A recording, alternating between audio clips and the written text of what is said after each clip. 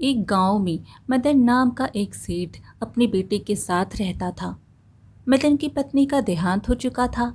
वैसे तो मदन गांव के सबसे अमीर सेठों में से एक था, लेकिन उसका बेटा बलराम बौना था और यह उसके जीवन का सबसे बड़ा दुख था। एक दिन मदन अपने बेटे से कहा, बेटा बलराम, जाओ और जाकर मुंशी से हिसाब किताब करवा लो। इस महीने की खेती का हिसाब किताब तुम्हें ही देखना है। बलराम बोला, नहीं पिताजी, मैं नहीं जाऊंगा। मदन ने पूछा, अरे बेटा, लेकिन तुम क्यों नहीं जाओगे? तुम्हें वहां जाने में क्या परेशानी है? बलराम बोला, पिताजी, मैं जब भी आपके काम काज करने जाता हूँ तो सब मुझे अजीब तरह से घूरते हैं। आपस में एक दूसरे को इशारे करते हैं, फुसफुसाते हैं और मुझ पर हंसते भी हैं। आपके सारे मुनीम और मुंशी मेरा मजाक उड़ाते हैं।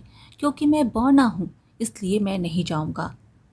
मदन ने अपने बेटे को समझाने का प्रयास किया, बेटा, ऐसे कब तक चलेगा? एक ना एक दिन तो तुम्हें यह सब संभालना है। अगर तुम अभी से चीज़ों को नहीं सीखोगे तो मेरे बाद कैसे सब संभाल पाओगे? बलराम ने कहा, वो सब मुझे नहीं पता पिताजी, लेकिन मैं दुनिया के सामने नहीं जाऊंगा। मैं घर पर ही ठीक हूँ। बाहर लोग मेरा मजाक उड़ाते हैं। पिताजी, मुझसे यह सब बर्दाश्त नहीं होता है। इतना कहकर बलराम वहाँ से नाराज़ होकर चला जाता है। मदन बहुत अच्छे से समझता था कि उसका बेटा इतना परेशान क्यों है। मदन खुद से कहता है, मैं अपने बेटे को कितना भी समझा लूँ, लेकिन मैं जानता हूँ कि गांव वाले उसे कितना तंग करते हैं। बात बात पर अगर किसी का मजाक उड़ाया जाएगा और वो भी उसके शरीर को लेकर, तो इंसान बाहर जाने से तो घबराएगा ही, लेकिन मैं अपने बेटे को ऐसे छोड़ भी तो नहीं सकता। आज मैं तो हूँ, परंतु कल मैं नहीं रहूँगा। ऐसे में मुझे अपने बेटे के लिए कुछ तो करना ही पड़ेगा। मदन भी बहुत चिंतित रहता था अपने बेटे को लेकर। अब मदन यही सब सोच रहा था कि तभी वहाँ पर उसका परम मित्र मनोहर आ जाता है और मदन से कहता है, अरे किस विचारों में डूबे हो भाई? मदन ने कहा, अरे मनोहर, आओ आओ, कुछ खास नहीं, बस ऐसे ही बलराम के बारे में सोच रहा था। मनोहर ने कहा, चलो तब तो एकदम ठीक मौके पर आया हूँ। मदन बोला, क्या मतलब है? मैं कुछ समझा नहीं। मनोहर ने कहा, बलराम बेटे के लिए एक रिश्ता लेकर आया हूँ। मदन बोला, क्या? लेकिन ऐसा कैसे हो सकता है मनोहर? हमेशा तो हम लोग सामने से रिश्ता लेकर जाते थे, लेकिन बलराम के छोटे कद के कारण हर कोई रिश्ता ठुकरा देता था। तो फिर यह कौन है जो अपनी बेटी का रिश्ता लाया है? मनोहर बोला, बेटी का नहीं, बहन का। मेरी जान पहचान में एक आदमी है। उसके माता पिता नहीं है, बस एक बहन है। लेकिन उसकी पत्नी दिन रात उसकी बहन के साथ बुरा सलूक करती है। तंग आकर वह उसकी शादी कर देना चाहता है, ताकि कम से कम ससुराल में वह चैन से रह सके। अच्छा, तो यह बात है। लड़की बहुत सुशील है, बहुत समझदार है। अपने बलराम बेटे के लिए बिल्कुल ठीक रहेगी। लेकिन क्या उन लोगों को बलराम के बौने के बारे में पता है? हाँ हाँ, सब पता है। उन्हें यह रिश्ता मंजूर है। बेचारा गरीब आदमी है। उसकी बहन का घर बस जाएगा और तुम्हारे बेटे की जिंदगी भी संवर जाएगी। तो फिर ठीक है, मैं आज ही बलराम से बात करके तुम्हें बता दूंगा। इसमें बात क्या करनी है भाई? देखो, रोज़ रोज़ ऐसे रिश्ते नहीं आते हैं। अगर तुम हाँ करो तो मैं आज ही बात पक्की कर दूँ। अच्छा मनोहर, ठीक है, जैसा तुम्हें सही लगे वैसा करो। तुम भी तो बलराम को अपने बेटे जैसे ही मानते हो, और वैसे भी मुझे अब बलराम के लिए एक जीवन साथी तो ढूंढना ही है। मेरी तबीयत भी ठीक नहीं रहती। जीते जी बलराम को एक अच्छी पत्नी मिल जाए, बस मेरी यही इच्छा है। जितनी जल्दी हो सके तुम बलराम की शादी करवा दो, ताकि मेरी चिंता कुछ कम हो जाए। मनोहर ने कहा, अब तुम बलराम की चिंता करना छोड़ ही दो। मैं जल्दी ही बलराम की शादी करवा दूंगा। अच्छा, अब मैं चलता हूँ। मनोहर इतना बोलकर वहाँ से चला जाता है। मदन रात को सोने के समय अपने बेटे से शादी की बात करता है। उसकी बात सुनकर बलराम को कुछ खास खुशी नहीं होती है।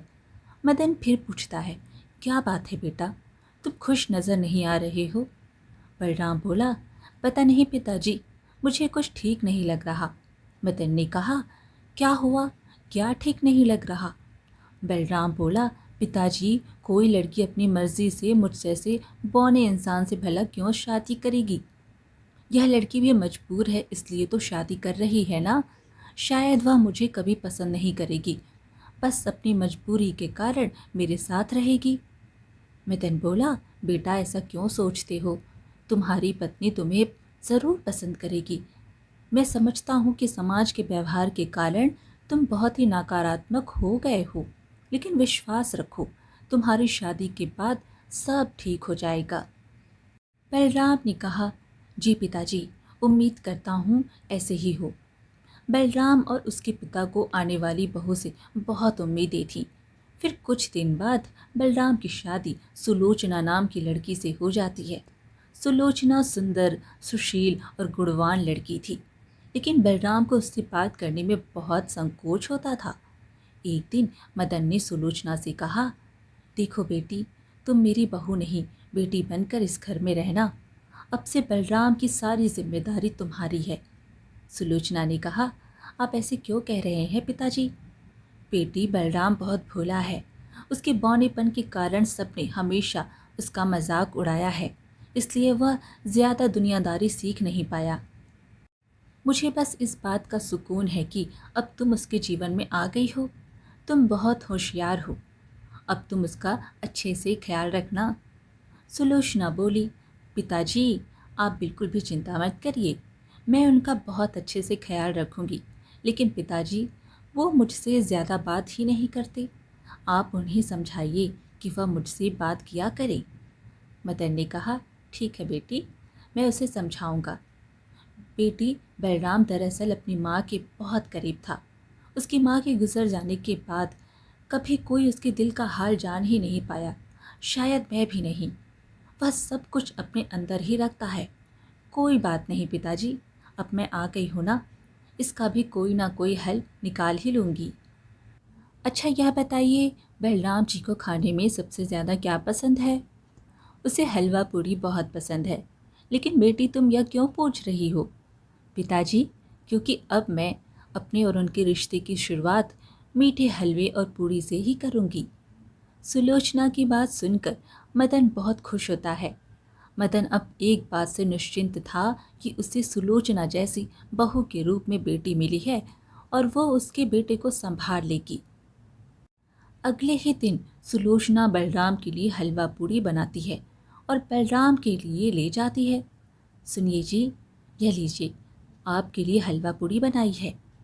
बलराम हलवा पूड़ी का नाम सुनते ही बहुत खुश हो जाता है और कहता है, क्या, हलवा पूड़ी? अरे वाह, तुम्हारा बहुत बहुत धन्यवाद सुलोचना। सुलोचना बोली, मैं आपकी पत्नी हूँ, फिर आप मुझे धन्यवाद क्यों कह रहे हैं? यह तो मेरा फ़र्ज़ है कि मैं आपकी सेवा करूँ। बलराम ने कहा, वैसे तुम्हें कैसे पता कि मुझे हलवा पूड़ी पसंद है? हाँ, ज़रूर पिताजी ने बताया होगा, है ना? सुलोचना बोली, जी हाँ, उन्होंने ही बताया है। वैसे आपने मुझे धन्यवाद कहा, मुझे अच्छा लगा। अब तो हमेशा आपके लिए कुछ ना कुछ करती ही रहूँगी, तो क्या आप मुझे हर बात पर धन्यवाद कहेंगे? बलराम यह सुनकर एकदम चुप हो जाता है। सुलोचना को उसकी चुप्पी देखकर कुछ अजीब सा लगता है। क्या हुआ बलराम जी, आप एकदम चुप क्यों हो गए? आपके दिल में कोई बात है क्या जो आपको परेशान कर रही है? आप मुझसे कह सकते हैं, मैं आपकी पत्नी हूँ, आपके सुख दुख के साथी हूँ। बलराम ने कहा, दरअसल में सुलोचना, मुझे समझ में नहीं आ रहा कि मैं तुमसे यह बात कैसे कहूँ। दरअसल अभी तक मैंने कभी किसी से खुल के बात ही नहीं की। मेरे बौनेपन के कारण कोई भी मेरा दोस्त नहीं बन सका। पिताजी का इतना नाम है, फिर भी लोगों ने सिर्फ उनका ही सम्मान किया। मुझे हमेशा मजाक और अपमान सहना पड़ा। ऐसे में तुम्हारा मुझसे इतने सम्मान और प्यार से बात करना मुझे बहुत अजीब सा लग रहा है। सुलोचना बोली, क्या, बस इतनी सी बात आपको परेशान कर रही है? देखिए, आप लंबे नहीं हैं, इस बात से आपके स्वभाव या आपके मन का कोई लेना देना नहीं है, और मैं आपको आपके मन के स्वभाव से जानना चाहती हूँ। सुलोचना की बातें सुनकर बलराम की आंखों में आंसू आ जाते हैं। मुझे बहुत खुशी है सुलोचना कि तुम मुझे पत्नी के रूप में मिली। शायद अब मेरे जीवन की एक नई शुरुआत हो सकेगी। मैं अपनी माँ के गुजर जाने के बाद बहुत ही ज़्यादा अकेला महसूस करता था। आज पहली बार मुझे किसी से बात करके उतना ही अच्छा लगा जितना माँ के साथ लगता था। सुलोचना बोली, मुझे भी यह सुनकर बहुत खुशी हुई। बलराम जी, अच्छा, अब आप जल्दी से हलवा पूड़ी खा लीजिए वरना ठंडी हो जाएगी। बलराम ने कहा, हाँ ज़रूर, तुम भी खाओ सुलोचना।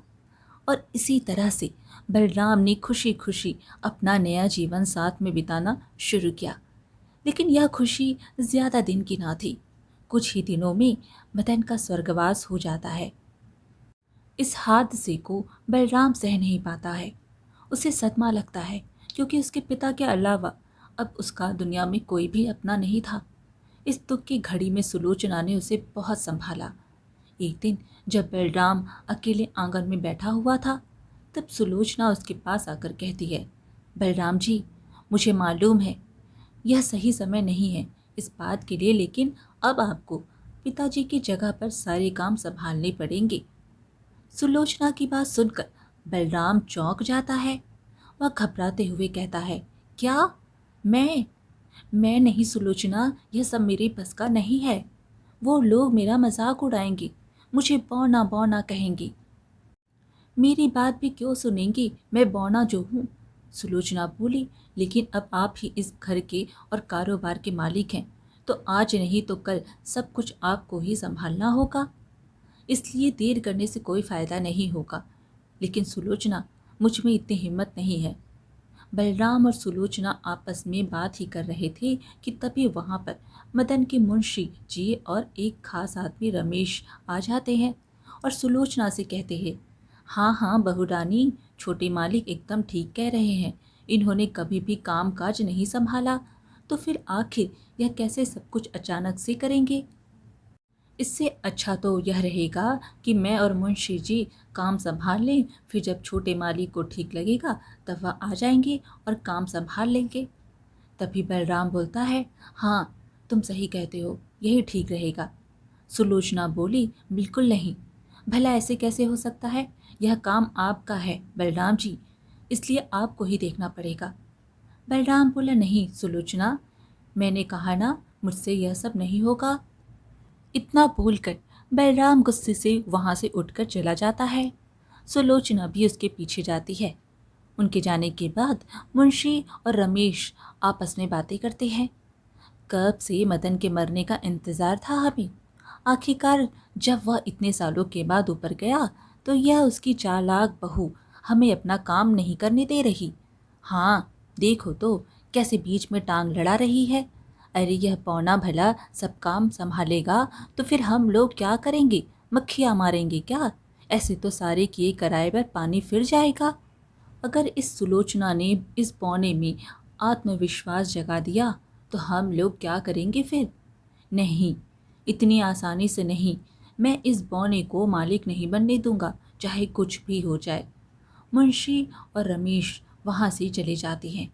लेकिन फिर अगले दिन वह दोनों फिर से आते हैं और इस बार दोनों एक नए षड्यंत्र के साथ आए थे। बलराम ने उन्हें देखकर बोला, बोलिए क्या बात है, आप दोनों यहाँ पर क्यों आए हैं? मुंशी ने कहा, छोटे मालिक, वो हम दोनों ने सोचा कि आपकी थोड़ी मदद कर दें। वो क्या है ना, जब तक आप काम के लिए तैयार नहीं हैं तब तक क्यों ना आप सुलोचना बहू को काम संभालने दें। रमेश बोला, हाँ जी, बहू इतनी समझदार है ना, हमें विश्वास है कि वह सब कुछ अच्छे से संभाल लेंगी। सुलोचना और बलराम दोनों यह बात सुनकर हैरान हो जाते हैं। सुलोचना समझदार थी, इसलिए वह तुरंत समझ जाती है कि यह सब मुंशी और रमेश की चाल है। वह दोनों चाहते हैं कि सुलोचना और बलराम के बीच मतभेद हो जाए, इसलिए वह तुरंत बोलती है, नहीं नहीं, इसकी भला क्या ज़रूरत है, बलराम जी के होते हुए मैं कोई काम क्यों संभालूं। मुंशी ने कहा, लेकिन बहू रानी, अभी तक छोटे मालिक ने कभी कोई काम नहीं किया है, तो अचानक से कैसे कर पाएंगे। सुलोचना बोली, बलराम जी ने अभी तक कोई काम नहीं किया क्योंकि पिताजी सब संभाल रहे थे। बड़ों के होते हुए बच्चे भला जिम्मेदारी लेते हैं क्या? लेकिन अब सब समझ आ गया है, वह सब देख लेंगे, इसलिए आप लोग निश्चिंत हो जाइए और वापस काम पर जाइए। सुलोचना की बात सुनकर मुंशी और रमेश वहां से चले जाते हैं। उनके जाने के बाद बलराम ने कहा, अच्छा तो सुलोचना, तुमने ठान लिया है कि मैं पिताजी का काम संभालूं? सुलोचना ने कहा, जी बिल्कुल। यह लीजिए, यह रहा साल भर का हिसाब किताब और लेखा जोखा। इससे आपको हिसाब किताब समझने में आसानी होगी। सुलोचना बलराम को काम बताकर दूसरे कमरे में चली जाती है। रसोई में जाकर सुलोचना सोचने लगती है, यह मुंशी और रमेश तो बहुत ही चालू आदमी है। इन्होंने मेरे और बलराम जी के बीच में झगड़ा कराने की कोशिश की है। इसका मतलब है कि इन दोनों से बहुत ही सावधान होकर रहना पड़ेगा। फिर अगले दिन मुंशी फिर से आता है, लेकिन इस बार बलराम में पहले से ज़्यादा आत्मविश्वास था, क्योंकि सुलोचना उसके पीछे खड़ी होकर हिम्मत दे रही थी। बलराम ने मुंशी से कहा, जी कहिए मुंशी जी, कैसे आना हुआ? मुंशी बोला, वो छोटे मालिक, अब जब आपने फैसला कर ही लिया है कि आप सब कुछ देखेंगे तो फिर काम शुरू करते हैं। बलराम बोला, जी बिल्कुल। मुंशी ने कहा, दरअसल आपके पिताजी एक बड़े ही नेक दिल इंसान थे। उन्होंने गांव के लोगों की बहुत तरीके से मदद की है। बलराम बोला, हाँ, ये आपने बिल्कुल ठीक कहा मुंशी जी। मुंशी बोला, छोटे मालिक, अब आप भी उनकी इस प्रथा को आगे बढ़ाएं। मेरे पास कुछ बेबस और परेशान लोग आए थे। उन्हें डर था कि शायद अब उनका सहारा कोई भी नहीं है, लेकिन मैंने उनसे कहा कि आप उनकी मदद ज़रूर करेंगे, बिल्कुल अपने पिताजी की तरह। बलराम ने कहा, हाँ हाँ बिल्कुल, क्यों नहीं, मैं ज़रूर उनकी मदद करूँगा। जी बहुत अच्छे, तो उन्हें कुछ धन की ज़रूरत है, आप उन्हें दे दीजिए। आपके पिताजी ने भी कभी किसी ज़रूरतमंद को पैसे देते वक्त उनसे ब्याज की मांग नहीं की, इसलिए लोग बिना किसी संकोच के उनसे मदद लेने आते थे। अच्छा ठीक है, अगर पिताजी ने ब्याज नहीं लिया तो मैं भी नहीं लूँगा। मैं भी बिना ब्याज के ही लोगों को पैसे उधार पर दे दूँगा। बहुत अच्छे, बहुत अच्छे, मैं कल उन लोगों को लेकर आऊँगा छोटे मालिक। लेकिन बलराम कुछ कह पाता उससे पहले ही सुलोचना आ जाती है और वह यह सब सुन लेती है। वह मुंशी को टोकते हुए कहती है, मुंशी जी, आप यह क्या कह रहे हैं? मैंने तो कभी नहीं सुना कि बिना ब्याज के कहीं पर पैसे उधार मिलते हैं।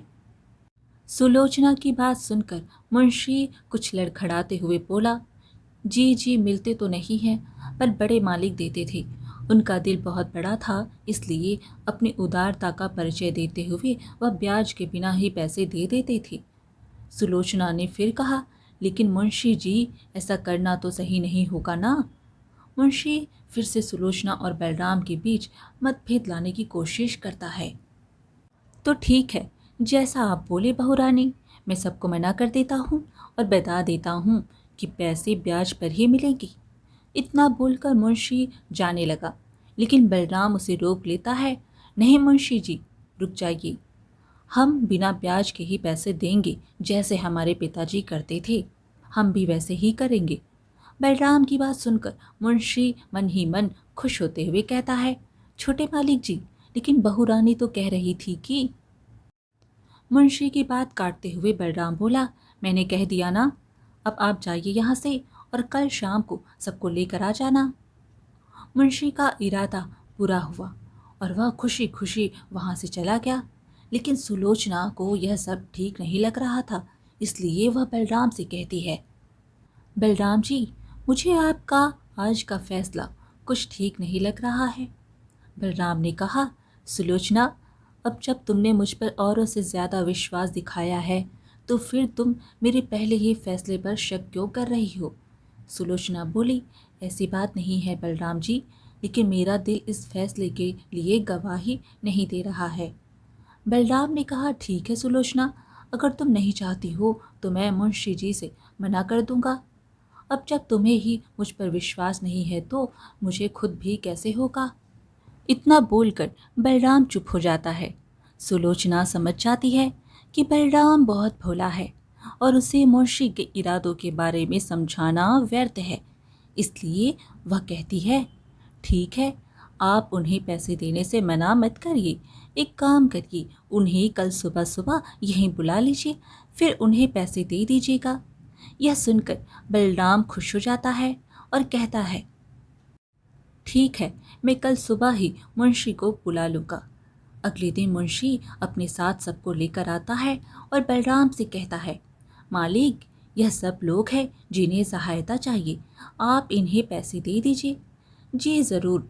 पैसे लेने आए हुए लोगों में से एक आदमी ने कहा, आप बड़े दयालु हो मालिक, आपने इस मुसीबत के समय हमारे ऊपर बड़ी दया की है। बिना ब्याज के पूरे गांव में कोई भी कर्जा नहीं देता है, लेकिन आप देकर हमारे लिए महान हो गए।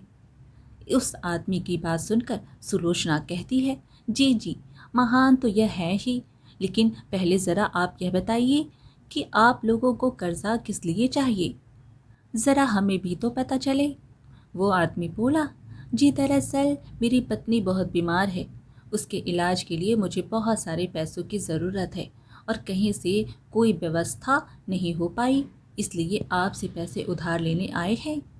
सुलोचना ने बाकी सभी से कहा, अच्छा ठीक है, और आप लोग, आपकी क्या क्या मजबूरियां हैं, ज़रा विस्तार से बताइएगा। जी मुझे अपनी बेटी की शादी करनी है, उसकी उम्र बहुत ज़्यादा हो रही है। मैं सोच रहा हूँ कि मेरी बेटी की शादी जितनी जल्दी हो जाए उतना ही अच्छा होगा। दूसरे आदमी ने कहा, मुझे खेती के लिए बीज और कीटनाशक खरीदने हैं। पिछले 2 साल से मेरा खेत खाली पड़ा है, पैसों की वजह से कुछ नहीं हो पा रहा। अगर आप मुझे पैसे दे देंगी तो आपका बड़ा एहसान होगा, और जैसे ही फसल कटेगी मैं आपके पैसे लौटा दूंगा। सुलोचना ने कहा, आप सबकी बात सुनने से ही मालूम होता है कि आप सबकी ज़रूरतें काफ़ी बड़ी हैं। ठीक है, हम आप सबको पैसे दे देंगे, वो भी बिना ब्याज के, लेकिन आपको बदले में कुछ ना कुछ गिरवी रखना पड़ेगा। सुलोचना की बात सुनकर बलराम, मुंशी और वहाँ खड़े सभी लोग दंग रह जाते हैं। बलराम ने सुलोचना से कहा, ये तुम क्या कह रही हो सुलोचना, लेकिन ये लोग भला क्या गिरवी रखेंगी। मुंशी भी बोला, छोटी बहू, यह सब तो मजबूर और गरीब है, तभी यहाँ पर आपसे मदद मांगने आए हैं। सुलोचना ने कहा, हाँ, यह तो आपने एकदम ठीक कहा, और इसलिए हम इनकी मदद करने को तैयार भी हैं, और वह भी बिना ब्याज की। अब इन्हें भी हम पर विश्वास करना चाहिए। जैसे ही ये लोग हमारे पैसे लौटाएं, हम इनकी गिरवी रखी चीज़ इन्हें वापस दे देंगे। बलराम बोला, सुलोचना, यह लोग बहुत गरीब हैं, फिर यह गिरवी क्या रखेंगे। सुलोचना बोली, आखिर यह सब लोग रह तो अपने अपने घरों में ही रह रहे हैं ना, तो यह अपना घर गिरवी रख सकते हैं। सुलोचना की बात सुनकर सभी हैरान हो जाते हैं, क्या घर, मगर घर कैसे दे सकते हैं हम। सुलोचना ने कहा, क्यों भाई, हम आप पर विश्वास करके आपको इतना धन दे सकते हैं, मगर आपको हम पर विश्वास नहीं है। आपके घर हमारे पास एकदम सुरक्षित रहेंगे। अरे नहीं नहीं, हम अपना घर गिरवी नहीं रख सकते। कोई बात नहीं, हमें आपके पैसे नहीं चाहिए, हम जा रहे हैं यहाँ से। मुंशी उन लोगों को रोकने की कोशिश करता है। अरे अरे, रुक जाओ, कहाँ जा रहे हो तुम लोग। उन लोगों ने कहा, नहीं मुंशी जी, आपने बस इतना कहा था कि उधारी पर पैसे मिलेंगे, लेकिन उसके बदले में अपना घर देना पड़ेगा, ऐसी तो कोई भी बात नहीं हुई थी। हाँ हाँ, और क्या, हमें इतनी भी ज़रूरत नहीं है पैसों की। आपने ही कहा था मुंशी जी कि बिना ब्याज के पैसे दिलवा दूंगा, बदले में कुछ पैसे आपको देने पड़ेंगे। वो तो हमें मंजूर था, लेकिन यह घर गिरवी रखने की बात तो हमें नहीं बताई गई। सुलोचना और बलराम ये सुनकर चौंक जाते हैं। बलराम गुस्से में बोला, ये सब मैं क्या सुन रहा हूँ मुंशी जी, क्या ये सच है। मुंशी कांपती हुई आवाज़ में बलराम से बोला, जी जी, जी नहीं, ये सब झूठ बोल रहे हैं। बलराम ने कहा, तुम सब जाओ यहाँ से, और मुंशी जी, कल से आपको काम पर आने की कोई ज़रूरत नहीं है। हमें अब आपकी कोई ज़रूरत नहीं है। बलराम की बात सुनकर मुंशी का मुंह लटक जाता है, लेकिन गलत होने के कारण वो कुछ बोल भी नहीं सकता, और वो चुपचाप वहाँ से चला जाता है। उसके जाने के बाद बलराम सुलोचना से कहता है, सुलोचना, मुझे तो यकीन ही नहीं हो रहा कि ये मुंशी जी ने ऐसा किया? ये इतने सालों से हमारे यहाँ काम कर रहे थे और उन्होंने हमें ऐसे धोखा दिया।